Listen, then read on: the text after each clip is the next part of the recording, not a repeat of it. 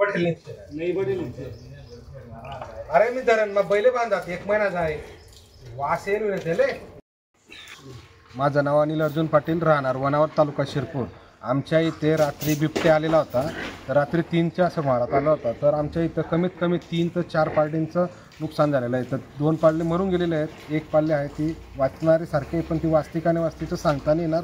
तर आता तुम्ही शासनाने याच्याकडे काळजी घेऊन हे जे वनरक्षकवाल्यांनी आमच्याकडे येऊन सापळे रचले पाहिजेत आणि बिबट्याला पकडलं पाहिजे, कारण की आमच्या इथं मजूर पण कामाला येत नाही, यांच्या प्राण्यांचे फार मोठ्या प्रमाणात नुकसान होते। शासनाने आमच्याकडे पाहिलं पाहिजे। आमच्या गावात कमीत कमी शेळी, काही बाकी वासरी, काही बाकी 4 पारडी, अशा कमीत कमी आमच्याकडे गावामध्ये 5 ते 6 प्राण्यांचं नुकसान झालेलं आहे।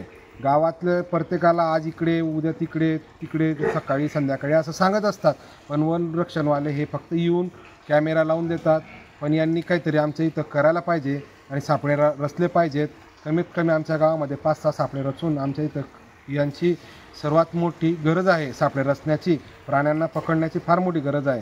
जर नाही पकडलं तर उद्या तर माणसांवरती पण मजूर भेटत नाही, आमच्या इथे मजूर भेटत नाही। आम्ही त्या चिंतेमध्ये आता या प्राण्यांचं काय करावं हे समजत नाही आम्हाला।